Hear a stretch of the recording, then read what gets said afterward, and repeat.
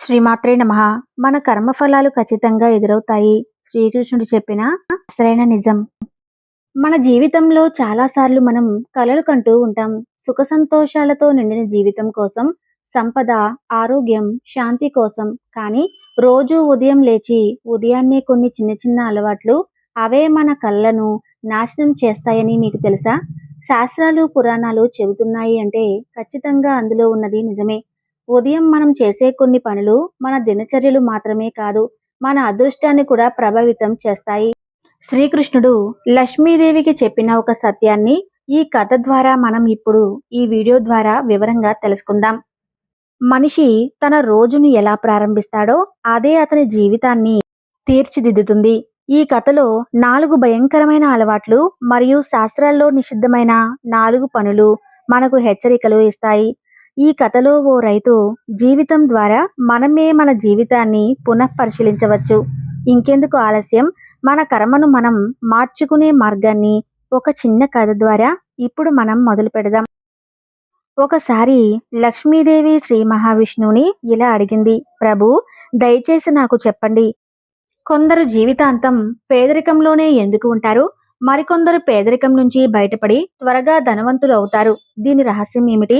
అప్పుడు శ్రీ మహావిష్ణువు ఇలా అన్నారు, ఓ దేవి, నీ ప్రశ్న ఈ ప్రపంచానికి శ్రేయస్సును ఇచ్చేది. ఈ రోజు నీకు మనిషి జీవితాంతం పేదవాడిగా ఉండిపోయే 4 కారణాల గురించి చెప్తాను. ఈ 4 అలవాట్లను మనిషి ఉదయం లేచిన వెంటనే చేస్తాడు. ఒకవేళ ఈ అలవాట్లను సరిదిద్దుకుంటే జీవితంలో ధనవంతులు కావటానికి ఎవరూ ఆపలేరు. ఓ దేవి, దీని బాగా అర్థం చేసుకోవడానికి నీకు ఒక కథ చెప్తాను. కానీ ఈ కథను మధ్యలో వదిలేసి వెళ్ళే తప్పు చేయొద్దు. ఎందుకంటే అసంపూర్ణ ధ్యానం ఎప్పుడూ విషంతో సమానం. అప్పుడు లక్ష్మీదేవి, ప్రభు, దయచేసి నిశ్చింతగా కథ చెప్పండి. నేను దీన్ని పూర్తి శ్రద్ధతో చివరి వరకు వింటాను అంటుంది. అప్పుడు శ్రీ మహావిష్ణువు కథ ప్రారంభించి ఇలా అన్నారు, ఓ దేవి, పూర్వకాలంలో ఒక చిన్న గ్రామంలో ఒక సాధు మహారాజు ఆశ్రమం ఉండేది. ఆ సాధు మహారాజు తన గాఢమైన ధ్యానంతో గ్రామస్తులకు ధర్మం, జీవన విధానం, మనసు నియంత్రణ, భగవద్భక్తి వంటి విషయాలపై మానవ జీవిత పరమార్థాన్ని తెలియజేసేవాడు. క్రమక్రమంగా ఆ సాధు మహారాజు గురించి చుట్టుపక్కల గ్రామాలలోని ప్రజలకు తెలిసింది.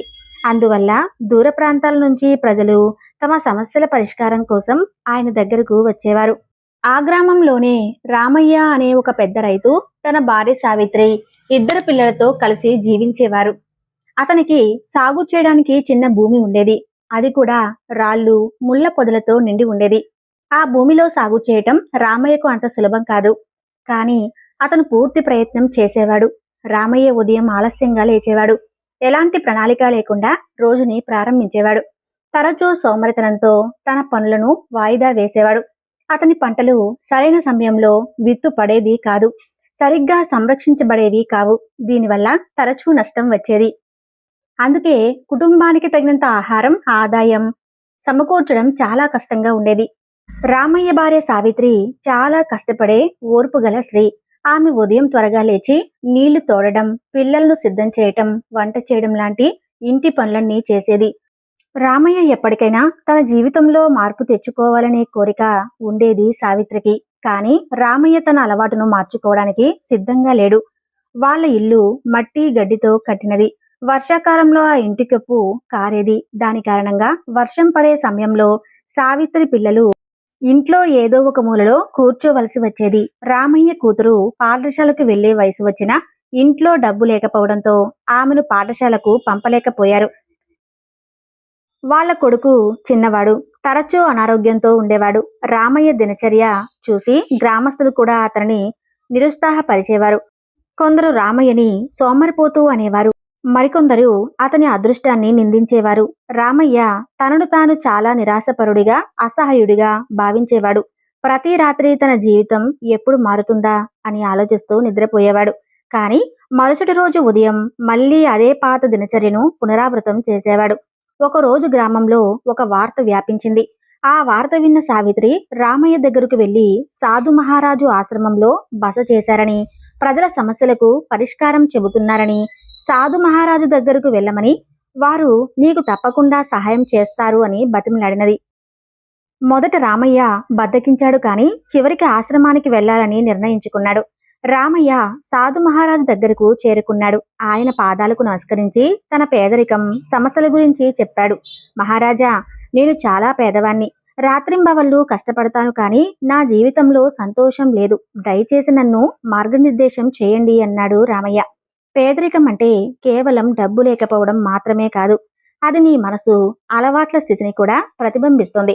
నీవు కోరుకుంటే నిన్ను ఎప్పటికీ పేదవాడిగా ఉంచే 4 అలవాట్ల గురించి చెప్తాను. వీటిని అర్థం చేసుకుని వదిలేస్తే నీ జీవితం మారిపోతుంది అన్నారు. అప్పుడు రామయ్య, మహారాజా, దయచేసి ఆ 4 అలవాట్ల గురించి త్వరగా చెప్పండి అన్నాడు.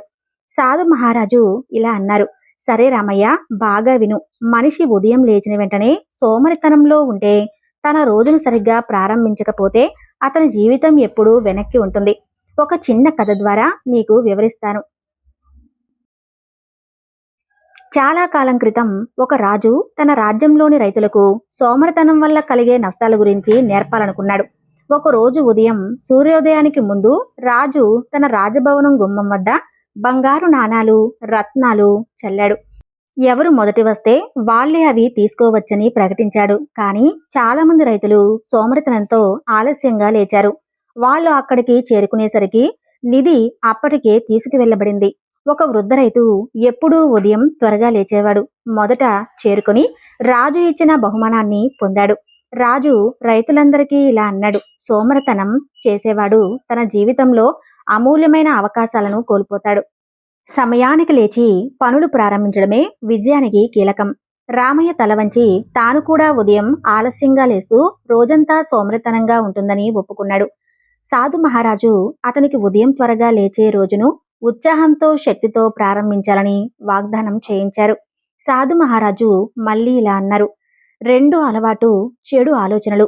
ఒకవేళ మనిషి ఉదయం లేచిన వెంటనే చింతలు, భయం, అసంతృప్తి వంటి ఆలోచనలను మనసులోకి తెచ్చుకుంటే అతని శక్తి అంతా నశిస్తుంది. ఆయన ఒక కథ చెప్పారు. ఒకసారి ఒక వ్యాపారి సాధు మహారాజు దగ్గరకు వచ్చి తన సమస్య చెప్పాడు. నా వ్యాపారం రోజురోజుకు క్షీణిస్తుంది. ఇలా ఎందుకు జరుగుతుందో నాకు అర్థం కావటం లేదు అన్నాడు. సాధు మహారాజు అతని ఉదయం తన ఆలోచనలపై శ్రద్ధ పెట్టమన్నారు. ఒకరోజు వ్యాపారిని పిలిచి, ఉదయం మొదటి గంటలో నీవు ఏమి ఆలోచిస్తావు అని అడిగారు. ఆ వ్యాపారి, నేను ఈ రోజు కూడా నష్టపోతానని ఆలోచిస్తాను అన్నాడు. సాధు మహారాజు, నీ చెడు ఆలోచనలే నీ పనులకు ప్రభావితం చేస్తున్నాయి. ప్రతి ఉదయం ఈ రోజు మంచి రోజు అవుతుందని ఆలోచించి నీ పనులు పూర్తి మనసుతో నీవు పని చేయి అని అన్నాడు. వ్యాపారి తన ఆలోచనలు మార్చుకున్నాడు. క్రమంగా అతని వ్యాపారం విజయవంతం అయ్యింది. రామయ్య ఈ కథ విని, మహారాజా, ఇది నిజం. నేను ఉదయం లేచిన వెంటనే నా సమస్యల గురించి ఆలోచిస్తాను. దీన్ని మార్చుకునే ప్రయత్నం చేస్తాను అన్నాడు. సాధు మహారాజు మళ్ళీ చెప్పారు. 3వ అలవాటు క్రమశిక్షణ లేకపోవడం. ఒకవేళ మనిషి తాను అనుకున్న సమయానికి పనులను క్రమశిక్షణతో నిర్వహించకపోతే అతను తన కష్టానికి ఫలితం ఎప్పటికీ పొందలేడు. ఆయన మరో కథ కూడా చెప్పారు. ఒక యువ శిష్యుడు తన గురువుని, గురూజీ, నేను నా జీవితంలో ఎలా విజయం సాధించగలను అని అడిగాడు. గురువు ప్రతి ఉదయం సూర్యోదయానికి ముందు లేచి ధ్యానం చేసి నీ రోజుని ప్లాన్ చేసుకో అని చెప్పారు. శిష్యుడు మొదలుకొని రోజు అలా చేశాడు. కానీ తర్వాత సోమరితనంతో క్రమశిక్షణను వదిలేశాడు.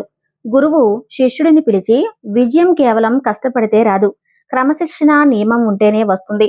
నీవు నీ సమయాన్ని గౌరవించకపోతే సమయం నిన్ను గౌరవించదు అని చెప్పారు. శిష్యుడు గురువు మాటలను పాటించి క్రమశిక్షణతో తన జీవితాన్ని సంస్కరించాడు. క్రమంగా అతను తన లక్ష్యాలను సాధించాడు. రామయ్య తన దినచర్య అస్తవ్యస్తంగా ఉందని, తన పనిలో నిర్లక్ష్యంగా ఉన్నానని గ్రహించాడు. అతను సాధు మహారాజుకు క్రమశిక్షణను పాటిస్తానని వాగ్దానం చేశాడు. చివరగా సాధు మహారాజు ఇలా అన్నారు. 4వ అలవాటు అస్థిరత. నీవు ప్రతిరోజు కొత్త పని ప్రారంభిస్తే కానీ దాన్ని పూర్తి చేయకపోతే నీ జీవితం ఎప్పటికీ అసంపూర్ణంగా ఉంటుంది. ఆయన దీన్ని బాగా అర్థం చేయడానికి ఒక కథ చెప్పారు. ఒక వ్యక్తి తన గ్రామంలో అందమైన తోటను నిర్మించాలని కలలు కన్నాడు. అతను చాలా మొక్కలు నాటాడు, కానీ వాటి సంరక్షణ చేయలేదు. ప్రతిరోజు ఒక కొత్త మొక్క నాటేవాడు, కానీ పాత మొక్కలను నీళ్లు పోయడం మర్చిపోయేవాడు. కొంతకాలం తర్వాత అతని మొక్కలన్నీ ఎండిపోయాయి. అతను ఎందుకు విజయం సాధించలేదని అడిగితే, నేను ప్రతిసారి కొత్త పని మొదలుపెట్టాను కానీ ఏ పనిని పూర్తి చేయలేదు అన్నాడు. సాధు మహారాజు అస్థిరతతో జీవించే వ్యక్తి తన లక్ష్యాలను ఎప్పటికీ చేరుకోలేడు. కలలను సాకారం చేయటానికి నిరంతరం శ్రద్ధ అవసరం అన్నాడు. రామయ్య తాను చాలా పనులు మొదలుపెట్టి ఏదీ పూర్తి చేయలేదని గ్రహించాడు. అతను సాధు మహారాజుకు తన పనులను పోటీ చేసే అలవాటు పెంచుకుంటానని వాగ్దానం చేశాడు. సాధు మహారాజు మాటలు రామయ్య జీవితంపై లోతైన ప్రభావం చూపాయి. అతను తన ఉదయపు అలవాట్లను మార్చుకోవాలని నిర్ణయించాడు. ఇప్పుడు అతను ఉదయం త్వరగా లేచేవాడు. ప్రార్థనా ధ్యానంతో రోజుని ప్రారంభించేవాడు. ధ్యానం వల్ల అతనికి మానసిక శాంతి లభించేది. అతని ఆలోచనలు సానుకూలంగా మారాయి. అతను తన పొలంలో పనిచేయడానికి ఒక దినచర్య రూపొందించాడు. క్రమశిక్షణ పురోగతికి ప్రధాన కారణమని రామయ్య గ్రహించాడు. ప్రతిరోజు 8 గంటలు పొలంలో పనిచేసి తర్వాత కుటుంబంతో సమయం గడిపేవాడు. అతను చిన్న చిన్న లక్ష్యాలు నిర్దేశించుకున్నాడు. ఒక వారంలో కొత్త పంట వేయడం లేదా పాత పొలాన్ని శుభ్రం చేయడం వంటివి ప్రతిరోజు తన లక్ష్యాలను సాధించడంలో మునిగిపోయేవాడు. క్రమంగా రామయ్య తన జీవితంలో మార్పులు చూడడం ప్రారంభించాడు. అతని పంటలు బాగా పండడం మొదలైంది. గ్రామస్తులు అతని కష్టాన్ని మెచ్చుకోవటం ప్రారంభించారు. అతను తన ఆదాయంతో పిల్లలకు చదువు చెప్పించాడు. ఇంటిని బాగు చేయించాడు. సావిత్రి కోసం కొత్త రాట్నం కొన్నాడు. దీనితో ఆమె ఇంటి పనులు సులభమయ్యాయి. రామయ్య జీవితం పూర్తిగా మారిపోయింది. ఒకప్పుడు అతన్ని సోమరి, విఫలుడు అని గ్రామస్తులు ఎప్పుడూ అతన్ని ప్రశంసలతో కొనియాడారు. సావిత్రి కూడా తన భర్త కొత్త అలవాటును చూసి సంతోషించింది. రామయ్య, సావిత్రి ఇప్పుడు తన పిల్లలతో సంతోషకరమైన జీవితం గడుపుతున్నారు. సాధు మహారాజు చెప్పిన 4 అలవాటు రాముడి జీవితాన్ని పూర్తిగా మార్చేశాయి. అతను పేదరికం నుంచి బయటపడమే కాకుండా మనసులో సంతోషం, శాంతిని కూడా పొందాడు. ఈ 4 అలవాటుతో పాటు ఉదయం సమయంలో తెలియకుండా చాలా మంది చేసే మరో 4 పనులు కూడా ఉన్నాయి. ఈ పనులు వాళ్ళ పనులను, ఆరోగ్యాన్ని ప్రభావితం చేస్తాయి. శాస్త్రాల్లో కొన్ని పనుల గురించి చెప్పబడింది. వీటిని ఉదయం లేచిన వెంటనే ఎట్టి పరిస్థితుల్లోనూ చేయకూడదు. లేకపోతే అదృష్ట స్థానంలో దురదృష్టం నీడలా వెంటాడుతుంది. ఇంట్లో సంతోష స్థానంలో దుఃఖాల పర్వతం కూలి పడుతుంది. ఈ 4 పనులు ఏమిటో ఇప్పుడు తెలుసుకుందాం. మొదటిది అద్దం. అవును, ఉదయం లేచిన వెంటనే చాలా మంది అద్దంలో తమను తాము చూసుకుంటారు. వాస్తుశాస్త్రం ప్రకారం ఇది శుభం కాదు. ఉదయం లేచిన వెంటనే మొదట దేవుడి దర్శనం చేసుకోవాలి. అలా చేస్తే రోజు మంచిగా ప్రారంభమవుతుంది. రెండవది ఆగిపోయిన గడియారం. గడియారం మనిషి అదృష్టంతో ముడిపడి ఉంటుంది. ఇంట్లో ఆగిపోయిన గడియారం దుర్మార్గ సమయం రాబోతుందని సూచిస్తుంది. శాస్త్రాల ప్రకారం ఆగిపోయిన గడియారాన్ని చూడటం వల్ల వివాదాలు తలెత్తవచ్చు. రోజు పనుల్లో అడ్డంకులు రావచ్చు. బాగా జరిగే పనులు కూడా చెడిపోతాయి. మూడోది మురికి పాత్రలు. ఉదయం లేచిన వెంటనే మురికి పాత్రలు చూడటం వల్ల శరీరంలో సానుకూల శక్తి తగ్గిపోతుంది. శాస్త్రాల ప్రకారం రాత్రి సమయంలోనే వంటగదిని శుభ్రం చేసి నిద్రపోవాలి. మురికి పాత్రలు ఉంచడం వల్ల ఇంట్లో పేదరికం వస్తుంది. ఎందుకంటే వంటగదిలో లక్ష్మీదేవి స్వయంగా నివసిస్తుంది. రాత్రి సమయంలో మురికి పాత్రలను వంటగదిలో వదిలేసి శుభ్రం చేయకపోతే లక్ష్మీదేవి ఆ ఇంటిని శాశ్వతంగా వదిలేస్తుంది. దీనివల్ల ఇంట్లో దారిద్ర్యం ప్రవేశిస్తుంది. కాబట్టి రాత్రి సమయంలో ఎప్పుడూ వంటగదిలో మురికి పాత్రను వదలొద్దు. నాలుగవది నీడ. ఉదయం లేచిన వెంటనే తమ నీడను లేదా ఇతరుల నీడను చూడటం శుభం కాదని నమ్మకం. నీడ చూడడం రాహువు సంకేతంగా పరిగణించబడుతుంది. నీడ చూడటం వల్ల మనిషిలో ఒత్తిడి, భయం పెరుగుతాయి. రోజంతా పనిలో సమస్యలు ఎదురవుతాయి. ఏకాగ్రత తగ్గిపోతుంది. చివరగా హింసాత్మక జంతువు చిత్రం. ఉదయం లేచిన వెంటనే ఆవు కనిపిస్తే అది చాలా శుభకరమని పరిగణించబడుతుంది. కానీ శాస్త్రాల ప్రకారం ఉదయం మొదటి చూపు ఏదైనా హింసాత్మక జంతువు చిత్రంపై పడకూడదు. ఇలా చేయటం వల్ల సంబంధాలు దూరం పెరుగుతుంది. పని ప్రదేశంలో విభేదాలు తలెత్తవచ్చు. మన జీవితంలో మార్పు కావాలంటే దానిని వెలుపల కాదు, మనలోనే వెతకాలి. రామయ్యలో వచ్చిన మార్పు మనల్ని ప్రతిరోజు ఎదుర్కొని ప్రశ్న ఎదురుగా ఉంచుతుంది. ఈ రోజు నేను మారేందుకు సిద్ధంగా ఉన్నానా?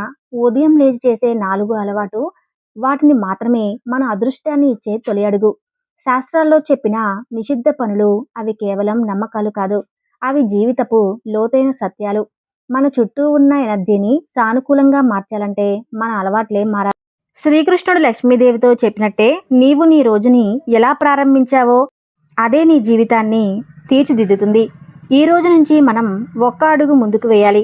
ఉదయం త్వరగా లేవటం, సానుకూల ఆలోచనలతో రోజును ప్రారంభించడం, క్రమశిక్షణతో పనిచేయటం, మొదలుపెట్టిన పనిని పూర్తి చేసే తత్వాన్ని అలవర్చుకోవటం, అదే మన కర్మను మార్చే మార్గం. పురాణాలు మానవుల కోసం చూపిన దారులు. వాటిని మనం అనుసరిస్తే పేదరికం, సమస్యలు, బాధలన్నీ మన జీవితానికి దూరమవుతాయి. రామయ్య జీవితంలో మార్పు వచ్చినట్లే మనలో కూడా మార్పు రావచ్చు. ఇప్పుడు మన చేతుల్లో ఒకే ఒక్క మార్గం ఉంది, మారడానికి సంకల్పించాలనే కోరిక. కానీ మనం ఆ అదృష్టాన్ని ఎవరూ ఆపలేరు. ఈ వీడియో కనుక మీకు నచ్చినట్లయితే తప్పకుండా లైక్ చేసి మీ ఫ్రెండ్స్కి షేర్ చేయండి. ఇలాంటి మరిన్ని వీడియోలు చేయడానికి ఈ ఛానల్ను లైక్ చేయండి, సబ్స్క్రైబ్ చేయండి. జై శ్రీరామ్ అని కామెంట్ చేయండి.